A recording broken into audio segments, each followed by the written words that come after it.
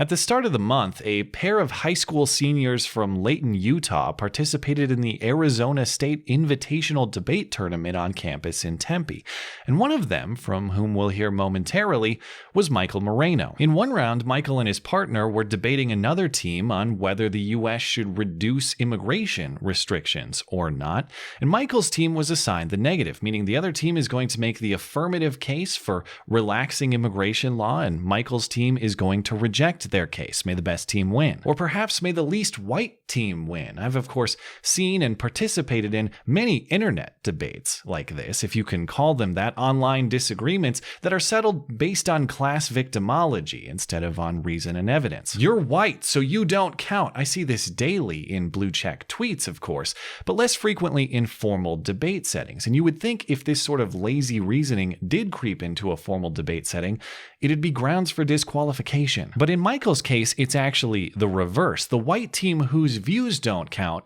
was actually disqualified, or at least lost the round, because the judge says racism is bad, which is why the team saying that certain perspectives don't count based on race wins the round. And somehow this makes sense in his head, but I've already put in too much time trying to reconcile the doublethink, so let's just check out what happened. For the start of the story, we have to take Michael's word for it, but given what's on video later, I don't have reason to think this account is dishonest or inaccurate. Instead of making an affirmative case for why the US should relax immigration laws, the opposing team just read a slam poem about how the term illegal is dehumanizing. And since they didn't actually make a policy proposal, Michael's team had nothing to argue against, and so he said this was unfair. The opposing team said Michael and his partner cannot discuss fairness because they are white males, a point to which Michael, having good foresight, had a prepared response that refutes that point, bolstered with quotations from Ben Shapiro and Jordan Peterson. Michael referenced Shapiro saying, quote, "Evil things are still evil, even if I'm a white, well-off religious man, and good things are still good, even if I'm a white, well-off religious man. My identity has nothing to do with what is right or wrong." And Michael referenced Peterson saying, quote, "It goes along with the idea of class guilt, because your group membership is the most important thing. If your group at some point in the past did something reprehensible, which of course every group has done, then you're de facto responsible for that." Michael's point here, of course, is that your identity does not determine the merits of your reasoning, the truth or falsehood of your claims. Uncontroversially true, but that's not how it was interpreted. The opposing team took Michael to mean that their identities don't matter in any context, and so of course things started getting a little heated.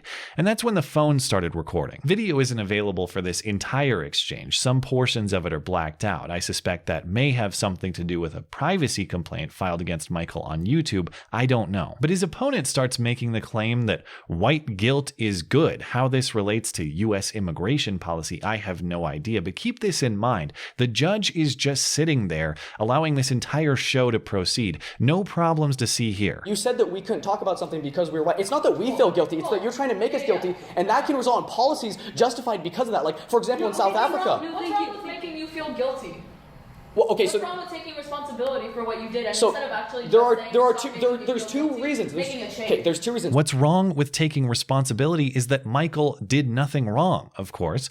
He's as responsible for the crime of other white people as this Latina chick is responsible for Pablo Escobar or El Chapo. Yet if he were to try to leverage an apology from her, he's a racist. But that's different, though, because white people, of course, are uniquely racist, which is her next point. And we're not saying racism is good. We do not think racism is good. We think it's horrible. We think that attributing making everything any other white person has done to us, just consider us as white people, and saying, oh, you're white, so that's racist, in our opinion. Let me ask a question then. Can you give me like an equivalent of of the KKK, but for white people?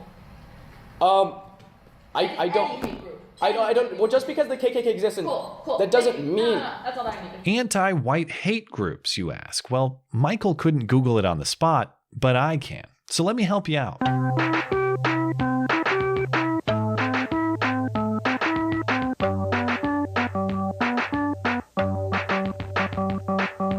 And those are just the ones identified by the Southern Poverty Law Center, hardly some right-wing white identitarian group or somebody who's inclined to over-report anti-white hate. But regardless, the existence of an anti-white KKK equivalent group isn't the question. The question is whether such a group would be wrong. If you believe that the KKK's view toward black people is wrong, presumably you would also believe that the same attitude toward white people would also be wrong for the same reasons, regardless of which one is more common now or historically. But she continues to prove Michael's point. She says explicitly that Michael's perspective on certain issues is disqualified because of his race. She goes from saying anti-white hatred isn't a thing to demonstrating anti-white hatred. If what we're saying is racist, argue it. Don't just say end the round. Alex literally said, if you like, I don't think this is racist. But if you don't think that's racist. Yes. But you're white, so how can you tell me something that's racist against That was super racist. Why does my skin color have to do with what's racist or not?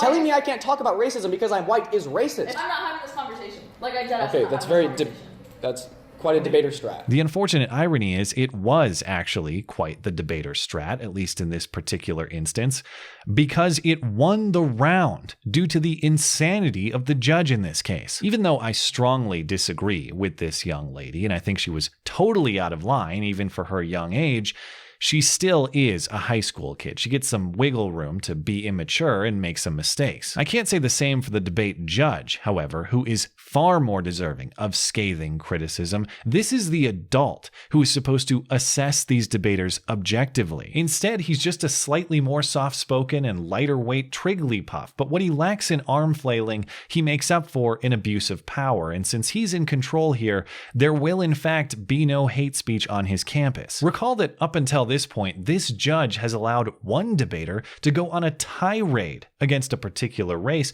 but since Michael is making the case that race shouldn't matter in this debate, he's the real racist. Intersectionality isn't bad, but we need to consider everything. I don't care. The actual evidence of this is racist. It's saying things that like your identity doesn't matter and stuff like that. What's a fact? The actual evidence is racist. First off, it's not evidence, it's just reasoning. There's no claim of fact here, just philosophy. But second, it's anti-racist. Shapiro and Peterson are saying race is irrelevant to evaluating reasoning, that reasoning is not correct or incorrect based on the skin tone of the messenger. And third, isn't it possible that the truth and evidence can be racially disproportionate? If I asked you why the NBA is predominantly black and you said because black people tend to be taller on average, would it be rational for me to respond, the actual evidence of this is racist? If a fact has racial differences, is it not still a fact? But hey, he's the boss and them's the rules. I told you, do not read evidence that can, even in the slightest, be misconstrued as racist, right? I don't want to have this conversation. Does that make sense? Okay, so now it's not just don't read any evidence that is racist. Now it's don't read any evidence that could even be misconstrued as racist. And speaking of misconstruing racism, the judge is crying foul here for the original Shapiro and Peterson references that started this whole controversy. We're not trying to be any form of racism. Like you're reading Ben Shapiro. Like what are you? Like you're literally how Shapiro. Yeah. Like, you know who he is there anything racist in that card? Oh my god. Why do you think like being endorsed by like white supremacists like Ben Shapiro or Jordan Peterson Well, see, this is what I can answer that. I can answer that. Even if I grant the insane premise that these two are white supremacists, simply saying a white supremacist endorses an idea does not make that idea inherently bad. If a white supremacist endorses toothbrushing, I'm not going to embrace tooth decay in response. You still have to explain why the idea in question is good or bad, not just deflect to the character of who may believe in the idea. I just don't think reading arguments like this are like helpful. Well, I know what you think, but why does it matter what you think about our arguments? You're not in the round. Because it does actual violence to people. Right? It does actual like psychic violence to people. Actual psychic violence. What does that even mean? Like Miss Cleo's gonna kick my ass or something? Call me now. I got backup this time. She'll pistol whip you with her crystal ball. So to save the kids from this forthcoming beatdown, our hero judge calls it here. Look, I'm here as an educator, and when shit goes down in a classroom, I can intervene. right? When I think that the safety of students is like being compromised, then I have to intervene. Like, that's my job as an educator. That makes sense? And our supposed debate winner offers gracious intersectional consolation to Michael and his partner, complete with a door slam. I don't see. Like, you're done. I don't see how you can have over. integrity. I'm talking to the judge. Not in this discussion right now. Okay. I don't need to tell no white man why my identity matters. See, that's racist. Why does it matter that I'm white? No, shut the fuck up. I don't want to hear you. I don't have to listen to you on account of your skin tone, said the champion anti-racist. Shut the fuck up. I don't want to hear you, said the debater whose reasoning won the round in the judgment of the supposedly experienced adult. It's easy to get hopelessly discouraged that this was a real scene in the American education system, that intellectual battle is being replaced with victimhood battle in this instance and many others. May the most offended win. But one good reason for optimism is guys like Michael, who is not only sharp in the debate arena, but also sharp enough to hit record and post it to YouTube. Michael Moreno, Lindsay Shepard, and others, these are people who took a temporary personal hit but flipped it into exposure of the truth for all of us to see and evaluate for ourselves with the simple push of a button. There's no doubt that this sort of nonsense is festering, particularly in academia, but at least we live in a time when it's never been easier to record it, share it, observe it, and analyze it in pursuit of persuading others against it. And thanks to Michael, as of this recording,